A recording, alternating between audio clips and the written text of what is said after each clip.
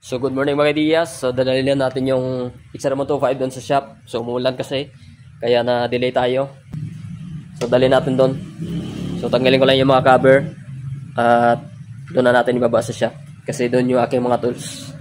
Yan. Dadalhin na natin sa shop. Tara.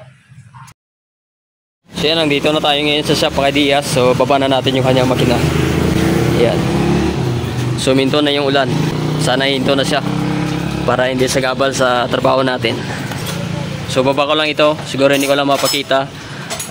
Pakita ko lang sa inyo kung ano yung mga diferensya niya sa loob. Ay mga Diyas, bubuksan na natin, nababa na natin. Balik lang natin yung kanyang mga bolt para hindi siya mawala.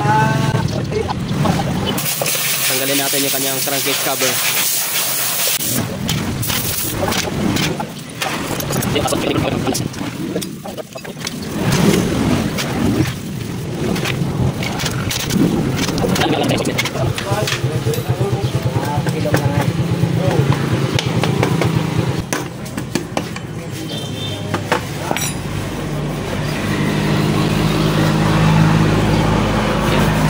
Mahalaga sa langis yung kanyang motor.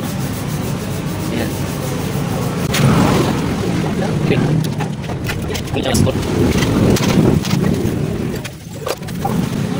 So ito yung kinonvert natin na wala na siyang welding. Ayan.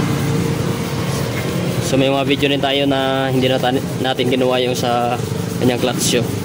So bali ito kinuha na natin. So may sobrang 2 taon na kinonvert natin ito. So bumigay na sa kanya yung kanyang connecting rod. So may mga video rin tayo sa mga connecting rod na paano sa i-check kung sira na siya. Yan, tatanggalin na natin ito yung sa clutch side.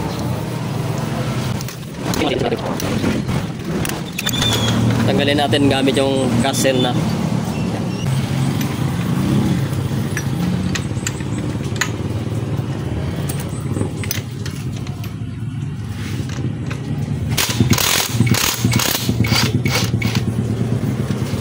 Sa kabila naman tanggalin natin.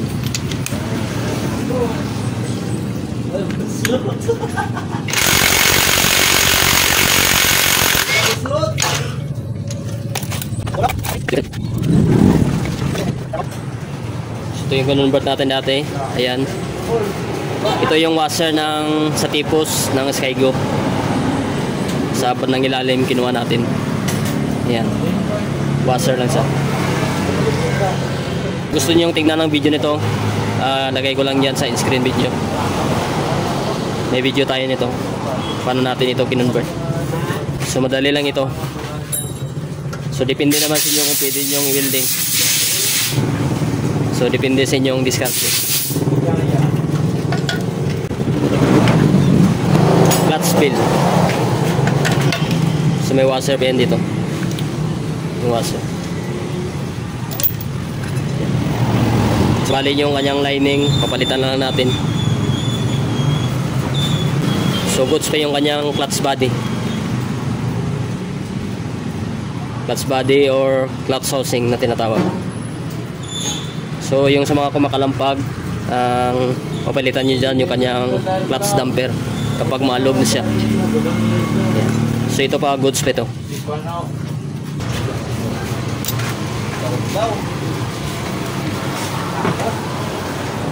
Kick spring, yung collar niya, yung plastic closing, yung kanyang lock may nakalagay na out. Post closing naman.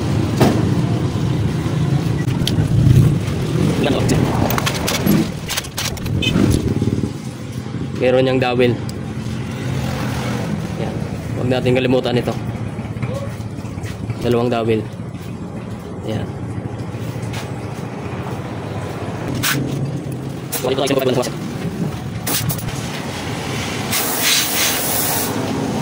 Strainer.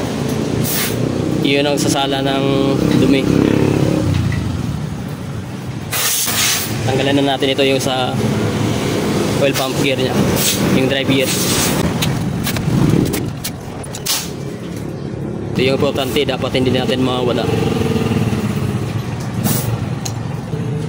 So So sa kabilang side naman tayo sa magneto side.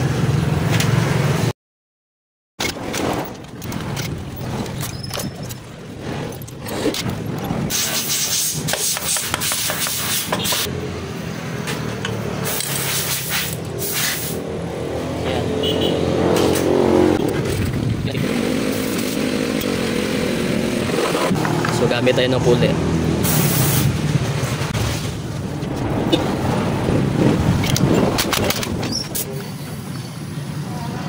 Kunin na natin yung kanyang nut. Tapos tanggal.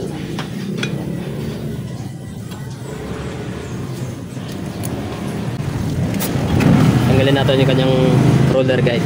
Bandang itaas.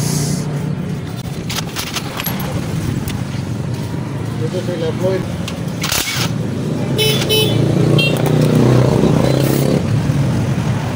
Huwag rin kalimutan ito. So yung iba, yung sa Extremo 25 na ating in-overall dati, hindi nila nabalik yung spring na to. Hindi nila naibalik yung spring na to. So dapat huwag yung mawala ito.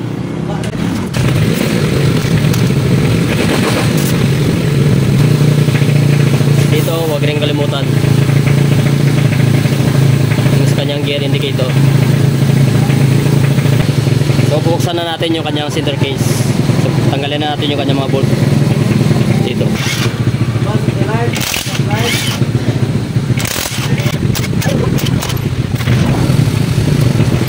So ito na, tanggalan natin yung kanyang mga bolt.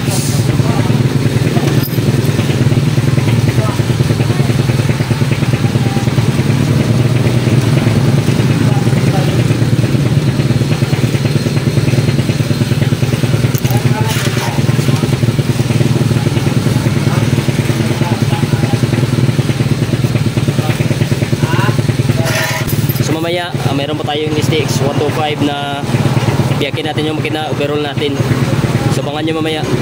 Pagkatapos ito, bali tatambay muna ito kasi orderan pa yung kanyang pizza. At mamaya yung STX, bangan nyo naman yun. Napakaingay na kanyang makina yung sa STX 125.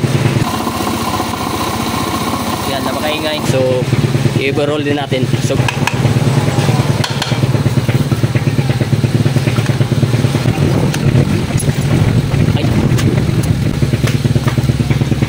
ito na mga ideas, buksan na natin so walang damage.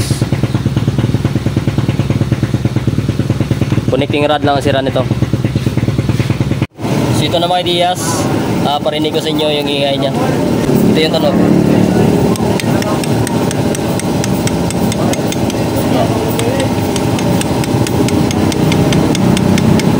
So palitan ito. Yung side bearing nya palitan na lang. Yan, lumalog na. Meron ng side play. Ito yung sira, connecting rod. Siguro mga ideas, hanggang dito lang muna ang ating video about ito sa Extremo 25. Abangan nyo lang nito yung pag-assemble natin. So bali, tatambay lang muna natin ito, lagay natin sa karton. At mamaya yung sa STX 125 naman, overall natin. So hanggang dito lang ating video muna dito sa Extremo 125. Peace out.